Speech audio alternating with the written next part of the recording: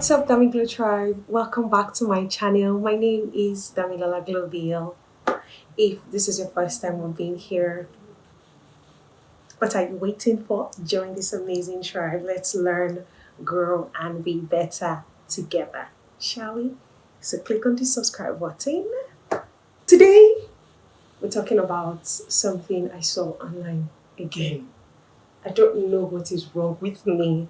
When I see something online, I just want to go past. I just want to drop my comment and just get away. But it's like there's something in me that will be like, you have to talk about it. You have to talk about it. Yep. That's why we are here today. I saw something online. I dropped my comment, but my spirit will not let me go. So we are here again to talk about what I saw online. Shall we?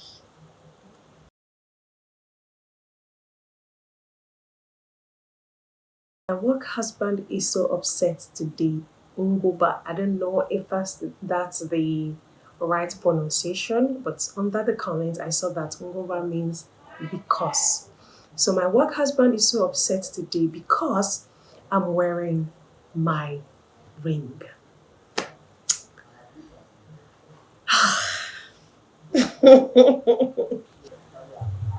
My first question is why? Why do you have a work husband? Why do you have to address your colleague as your husband or your work husband? Why do you think you should have a boo or bae everywhere you go? Some people have gym boo, church boo, street boo, work boo. It doesn't make sense to me. It doesn't make sense to me. And I don't know why it's the norm, but you think you should address your colleague as your boo or your bae or like when I saw the comment, I was like, nonsense. I couldn't resist the urge to drop a comment under that post because it doesn't make sense to me. I just want to talk about two things concerning this issue. I don't want this vlog to be a long one. I just want to, go straight to the point and then we leave it there. So the first thing is set boundaries everywhere you go. Your colleague is your colleague. Your colleague, sometimes your colleague is not even your friend. Your colleague is supposed to be just your colleague. But we are quick to call our colleagues our friends. I do that a lot.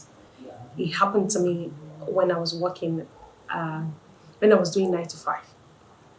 I call my colleague, oh, my friend, my friend, my friend. But you're supposed to be able to set boundaries. It's okay if your colleague moves from being a colleague to being close, and then you become so close, and then you consider that person as a friend. That's okay. But to the point where you start using endearing words, yeah, that's point number two. You don't use endearing words for just random people.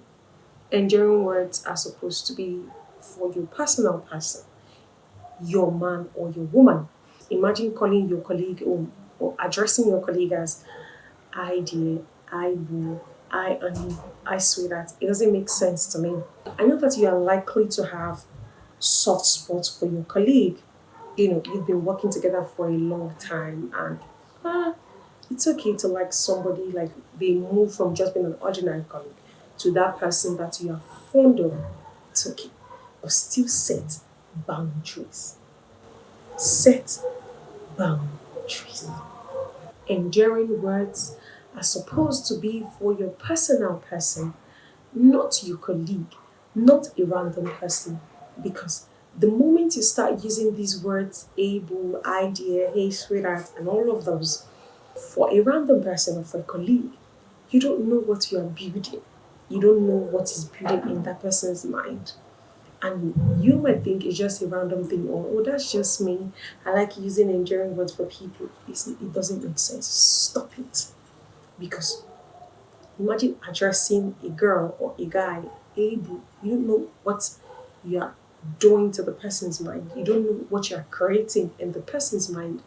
And then the person might not even be on the same level with you anymore. You might think, oh, it's just a normal thing, or I'm just being nice, or I'm just being in your means to be nice, be professional. Call your colleagues by their names. There's some organization that they even use their first name. You don't even use sir or ma and all of that. You get use my name, call me by my name, and let's move forward. But some people take it to the extreme and then start using enduring words. It doesn't make sense to me. Haven't you read the comment I made on that post? So I said my first comment, I said always set boundaries. Una no go here. And then somebody responded. But some people just like to test the stroke their boundaries. I'm really sick of seeing and reading all this. Exactly. Because why would you be testing yourself? Why would you put yourself in that type of situation? Personally, I don't like putting myself in a situation whereby I will now start explaining and there's no evidence. I don't like explaining myself. I don't like shalaying. Because in the process of shalaying, you already look like you're at fault or something is fishy. So I will not put myself in that situation where I want to be explaining myself to my spouse that, oh no, it's not like that. No, set boundaries. Be reasonable. Be professional. Don't.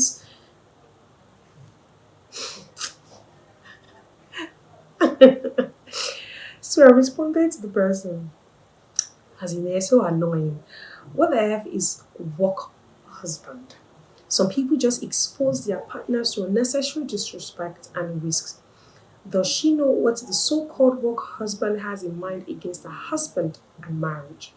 Work husband, church husband, street husband, gym husband. Nonsense. Exactly. You expose your spouse to a lot of risks and disrespect because, like I mentioned before, you don't know what this person has in mind because of the way you address them. And they are no longer on the same level with you. They've gone forward. And they will not want to hear or accept that, oh, so you have a boo or you're married or something. In regards to this person, I said because she wore a ring. So she didn't wear a ring. I believe maybe the colleague didn't know that she was married, or maybe she didn't talk about it. Of course, some people do not like bring their personal stuff to work. It's okay. I understand that. You get my point. But you expose your spouse to risks. What if they plan for your spouse? What if, I don't know, I get to think things in lots. What if I don't know, I just feel it doesn't make sense for you to put your spouse in that kind of situation and then let's say for instance, you have a work gathering or work event and you're allowed to bring your spouse and then your spouse meets your supposed work spouse or work husband or work wife and then the person is giving your main spouse bombastic side eye or just giving them attitude cold shoulder. I don't know you, so why are you giving me cold shoulder? It's because of what you've done or what you're doing at work. There's this kind of respect you give yourself and your spouse when you balance things up. We are colleagues, we are not this, we are not that, and then you will be proud, you'll be confident to bring your spouse to your place of work because you're not having any shenanigans with anybody in your place of work. But because of your work husband, you tend to want to bring your spouse to work or take your spouse to your office gathering because you don't want your work spouse to be mad at you or to be angry or to give you a cold shoulder or to be, like this, our madam. Our work husband was angry. So you don't want your work husband to be mad at you or angry at you because of your main. Does that make sense? It doesn't make sense to me. Another thing I would like to talk about is that some people do not share their work stuff with their spouse. So it be like she doesn't understand what I'm going through or she doesn't understand what is happening at work and then you only tend to speak to your colleague or this close friend or this supposed work whatever you have named it and then you don't speak to your wife and your wife she doesn't even know what is happening or your husband doesn't know what is happening in your place of work about you or what you do. So It's important that you speak to your spouse about what you do. Personally, I I ask my spouse, what project are you working on now? What's happening now? What event are you guys doing now? I just want to know. Even if I don't understand, I just want to know. And we can like strike a conversation when he comes out from work. Oh, how is that project you guys are working on? I don't even know, but at least he spoke to me about it because I asked. And then we can have a conversation. And because you're asking him about, or you're asking him or about work, they tend to like pour out whatever it is they're working on, the stress, and they speak to someone. But because number one, maybe you don't ask or you feel that your spouse does not have the mental capacity to carry it. I don't know why you think he or she cannot carry what it is that you're going through or what it is that you're doing. So share with your spouse. This is what I'm working on in my office at the moment. This is what I do. This is what I'm what these are people we are working with, or these are the milestones we've achieved so far. Like speak to each other. It's because you don't speak to your spouse. That's why you think that she can't understand, and then you tend to speak with your work spouse, and then you feel like this person can understand. The person your spouse cannot understand, and it does not make sense. That's where it all starts from. When you don't communicate with your spouse, when you feel your spouse cannot carry what it is that you're going through, it doesn't mean like break it down. Let him understand, let her understand. Oh, this is what is happening, this is what I'm doing. I'm stressed at work. Even if she's not going to help in any way, but you can speak to her, she can pray for you, he can pray for you, or he has someone or a connection or somebody that you can speak to about what you're doing. But because you shut your spouse out and you think that they can't understand, and then you speak to your work spouse or you speak to your colleague about it, and then they get closer instead of your main spouse to be like your best friend. You communicate and you're close to your main spouse, not your office spouse. It doesn't even make sense to me. Another thing is, if you're single, this doesn't concern you, of course, because we find love in hopeless places. You can find love at your place of work, of course, and you want to be the nice guy. You want to speak to the girl or the guy. I don't know. But you understand what I'm trying to say, right? If you're single and you're trying to, speak to the girl and you want her to be your woman, that's a different ballgame. That's like a separate thing. Even couples that work together in the place or in the unit, they are professional about it. Yeah, but that's not what we're talking about. We're talking about married people, yeah, or people that want to get married. Yeah. I want to share these preference I think you should do or to help you be better concerning this issue. So number one is make sure to set boundaries. I mentioned that before. Set boundaries everywhere you go, at work, at the gym.